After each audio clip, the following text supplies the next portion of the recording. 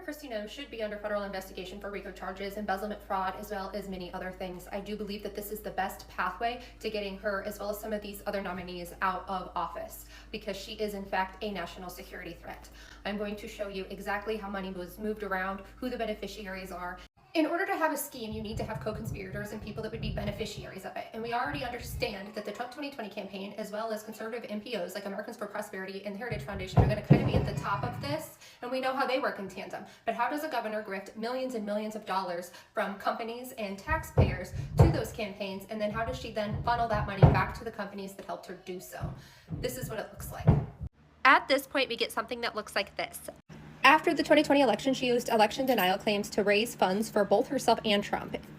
A bizarre email was sent to constituents titled "Bring It Home for Trump." However, the link went straight to her own campaign donation page. This relationship of campaigning with each other and for each other continued throughout the rest of the year, and she ended up going to CPAC on Mike Lindell's private plane. It was questioned whether or not that was legal because she was receiving a lobbyist gift, but because he wasn't registered as a lobbyist, she kind of got away with it. This is when she immediately started using our own state budget to start flying all over the place. So of course, we tried to investigate it, but she drafted some legislation in a session that said that dark money disclosure would now be illegal in South Dakota.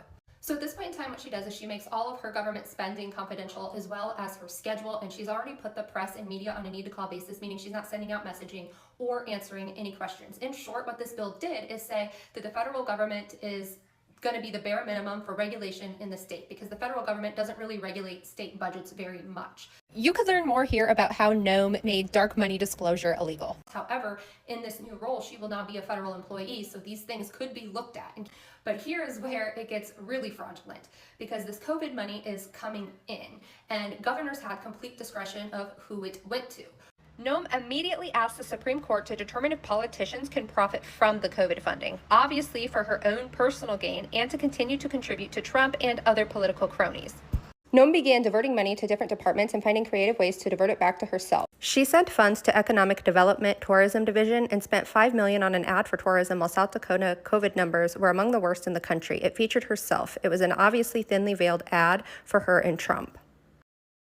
In a bizarre move, Noem would then send funds to her Department of Labor and created the infamous FreedomWorks campaign and scam website FreedomWorks here. Again, $6.5 million were spent on ads featuring the governor, cosplaying as different occupations and encouraging businesses and individuals to move to South Dakota and get to work, despite having incredibly low unemployment in the state at the time. Noem started asking South Dakota businesses to pitch in. By contributing $10,000, they would receive perks such as callouts on the FreedomWorks Here website, social media channels, detailed market research data, and 2 invitations to the governor's pheasant hunt. Previously, the site was reserved for her political cronies and businesses she had interest in. There was one problem. After collecting over $250,000 from South Dakota businesses, none of them ever got new employees. She did, however, sponsor a NASCAR car with her face on it. Now we have a money flow that looks like this. Here's where it gets crazy. Hopefully you can track all of this. So we now have 2 departments spending millions and millions of COVID funds to run ads for her to enhance her celebrity, while she's also being paid by all of these other campaigns for Trump to go around the country and speak to him. So this is very much for him. But what's crazy is that when she did the FreedomWorks bidding, she held this weird closed bid, which pissed a lot of the legislator off. Hardly the end of the controversy, because she actually snubbed a South Dakota company that bid the work to run these ads. The person she gave it to was Go West Media, who's owned by Ben Yoho. Ben Yoho is also Vivek Ramaswamy's campaign manager at this time, but he also did her governor ads. And when he did that, he registered as a business in South Dakota in order to get a tax break. That's against policy, but that's beyond the point. So the legislature's so mad because they know that this was all rigged. Even Republicans are coming out and saying that this was unfair and money is being funneled to this Ohio company.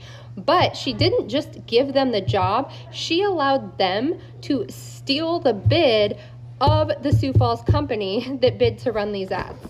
This is the Sioux Falls company's pitch, right? It's her dressed as different professions and trying to get people to come to South Dakota. We have a money flow that looks like this, and Vivek is part of it all, who of course now is also campaigning for Trump. Now, within this whole scheme, it kind of becomes obvious at this point that the states of Texas, Florida, South Dakota, and Ohio are very relevant, even though it's not totally clear why. She's going there a lot, but this is hardly the first Ohio company that she is diverting money to. Because says she would also publish a book with Center Street Publishing, where Vivek Ramaswamy is also an author. That is an Ohio-based company. And then in June, she ends up having a privately funded documentary put out about her. That will be relevant in a minute, but of course, it's an Ohio company. And as luck would have it, this documentary would only air on one platform, and that would be X, owned by Elon Musk. So now this portion of the money flow is starting to look like this. Both Vivek and Elon Musk are getting funds, and both of them are also contributing to Donald Trump. And of course, they both got appointments. It's going to get much worse. So in the state of South Dakota, every couple years, we have to redo our social studies standards. And on this board, there is roughly 40 to 50 people that are teachers, administrators, principals, etc., that rewrite the standards to make sure they're good or whatever, okay? So what she did is she had them all convene, and they approved these new standards while at the same time trying to promote this anti-CRT rhetoric. They do their thing. She throws it all out, fires all of them, and hires 15 different people that are very close to her. They're from like the Federalists. They're really scary people. Most of them are not teachers and have no experience in education whatsoever. She has them rewrite the standards, except they didn't get to rewrite the standards. Nope, she took money from the Department of Education and actually paid Hillsdale College $900,000 to write these horrifically racist and historically inaccurate white nationalist standards and made them pass it. Okay. But it's South Dakota, and we have way more departments that we can funnel money from. So the Department of Treasury is obviously tasked with PPP. And of all of the companies that got over $1 million, there were only 126 in South Dakota, less than 4% of applicants. The biggest ones were back to the Department of Tourism, as well as her brother's ranch that she was a co-owner of, but she says it doesn't count because she dropped ownership of it on January 1st. So it all went back to the Noem family and to the Trump campaign. But also, if you go through and look at the biggest PPP recipients in the state of South Dakota, you can see that they donated huge portions of that money back to Kristi Noem herself. I'm not able to add any more clips to this video, so I will do that in a part 2 because it gets wild.